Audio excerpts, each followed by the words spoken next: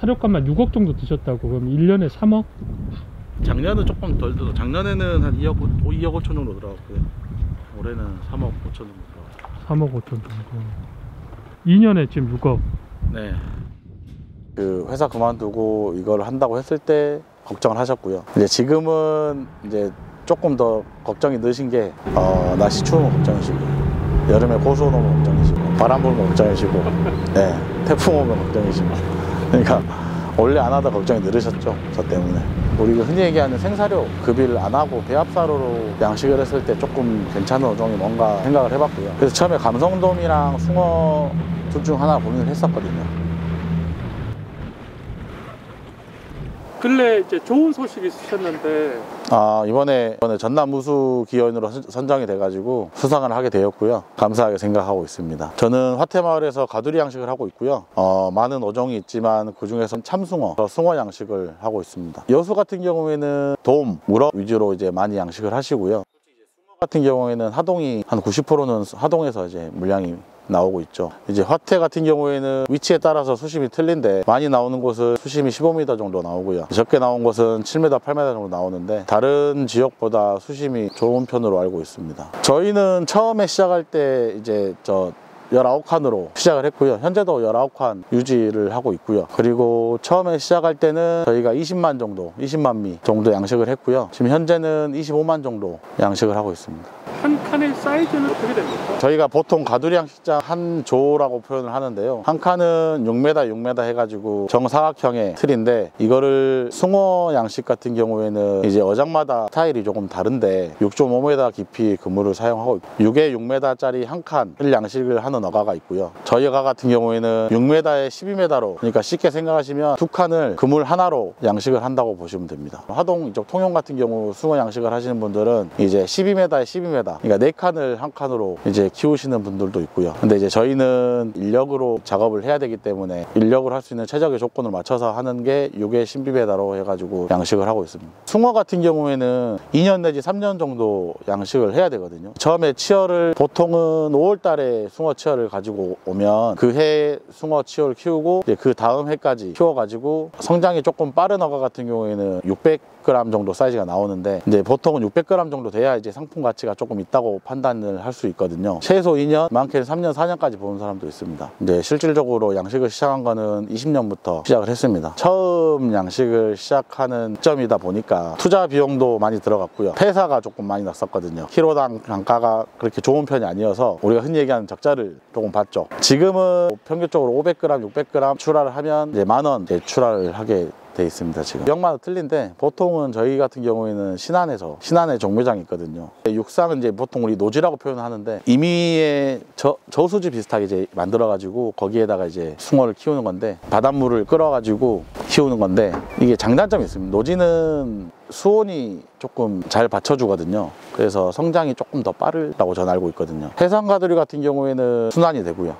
수질 면에서도 그렇겠군요. 네. 단장 같은 경우에는 날씨가 안 좋고 이러면은 급이하기가 좀 힘들죠.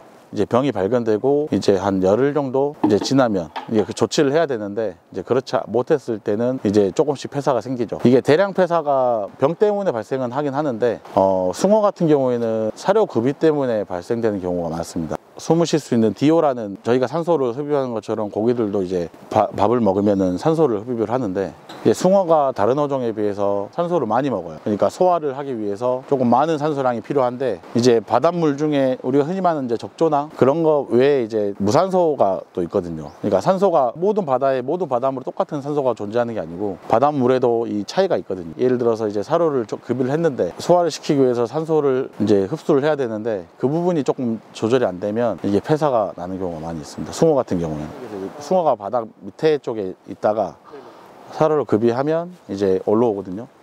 그 올라오는 순간이 이제 저희가 그걸 보고 이제 판단하죠.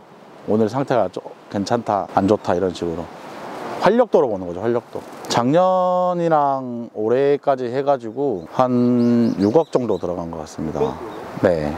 그러면 연에 한 3억 정도는 생각을 해야 되겠구만요. 올해 그 출하량은, 예상되는 출하량은 어느 정도 되십니까? 지금 전망은 지금 한 100톤 정도 보고 있고요. 저희 같은 경우에는 이제 유통을 통해서 판매를 하고 있고요. 지역으로 따지면 마산, 부산 이쪽이랑 강원도 쪽 그쪽으로 해서 나가고 있습니다. 이제 여수 같은 경우에는 대부분 출하를 할 때 그 도선이라고 해가지고 화로차를 실을 수 있는 배가 있거든요. 그 배를 이용해 가지고 이제 가두리에 직접 배를 붙여서 거기서 이제 바로 화로로 해가지고 바로 생물을 바로 올리고 있습니다. 저희는 이제 스리랑카 친구 한 명 있습니다. 일반적으로 사료를 급여하거나 할 때는 근로자 한 명만 있어도 크게 문제가 없는데, 저희 아장금요로 봤을 때는. 근데 이제 그물갈이라고 하죠. 그 바다 안에 이제 그물을 오래 놔두면 이쪽에 뻘이 끼고 그 다음에 뭐 홍합이 붙고 이러면은 그물을 교체를 해줘야 되거든요. 근데 그럴 때는 적게는 3명, 많게는 4명 정도 있어야 이제 작업이 가능하기 때문에 이제 그럴 때는 이제 좀 도움을 받아서 작업을 하고 있습니다. 이제 회사를 퇴사하면서 가두리 양식에 종사하는 거에 대해서 조금 많이 알아봤어요. 여기저기 이제 다른 어촌계도 방문해보고 했는데, 마을 어촌계 같은 경우에는 이제 외지인이 들어오기가 조금 힘들거든요. 근데 이제 화태 같은 경우에는 이제 어촌계장님 만나 뵙고 이제 어촌계장님이랑 협의해가지고 조금 계기가 됐어요. 어떻게 할 수 있는 자리를 마련하게 돼가지고 어촌계장님 도움 받아서 이제 가두리를 조금 시작할 수 있는 발돋움을 하게 됐죠. 이제 여수에 거주는 하긴 하는데 이쪽 화태마을 쪽에 연고가 따로 있는 건 아닙니다. 그래도 주변 사장님들께서 좀 많이 도와주셨어요. 아무래도 처음 양식을 하다 보니까 미흡한 부분이 많았거든요. 이제 하다못해 줄 하나 묶는 것도 잘 못하는 입장이었기 때문에, 그래서 이제 만약에 다른 분들이 하게 된다 하면 저는 이제 좀 다른 어가든 아니면 다른 교육이든 여러 가지 체험이나 학습을 통해서 들어오시는 게 저는 이제 그게 맞다고 좀 생각을 하는데, 저는 이제 어떻게 보면 맨몸으로 부딪힌 거고요. 19년도 12월에 화태마을에 오셨죠? 네. 근데 양식은 20년 1월부터 시작을 하신 걸로 알고 있는데, 이제 정확하게 얘기하면 20년 4월부터 고기 입식하고 해가지고 양식을 시작했습니다. 그 나머지 그 전 3개월은 양식장을 네, 인프라고 주의죠, 어떻게 보면. 인프라고 네, 빠지 제작하고 그 다음에 이제 그물을 고정할 수 있는 돌주머니라고 우리 표현하는데, 네네. 뭐 그런 것들, 그 다음에 뭐 이제 사료 뭐 배합기 이런 것들 이제 여러 가지 구매하고 뭐 그런 것들 준비했어요. 계속 여기서 이제 생활을 하시면서요? 네네. 어종은 이게 정해진 어종은 없는 것 같아요. 네, 저희도 이제 처음 시작은 숭어로 했는데 이게 시간이 지나고 뭐 우럭으로 변경이 될 수도 있고요. 뭐 감성동으로 변경이 될 수도 있고, 이제 그거는 이제 확신이 되는 건 없는데, 우선은 숭어 양식은 아마 할 것 같아요. 그러니까 지금 현재 규모로서는 숭어 양식을 하고, 제 생각은 좀 더 규모를 늘렸을 때 이제 거기서 이제 다른 어종을 조금 더 키워본다든지. 그러니까 이게 다른 분들도 그 얘기를 많이 해주세요. 이게 단일 어종만 가면 이 대처할 수 있는 기회가 적지 않습니까? 그러니까 방금 말씀드린 대로 단가 문제나 폐사 문제나 이런 것들이 발생을 했을 때, 도업류 같은 경우에는 여름에 잘 크거든요. 숭어랑 그 사료 급여를 하더라도 폐사가 많이 없어요. 대신에 겨울에 많이 폐사가 나거든요, 도업류 같은 경우에는.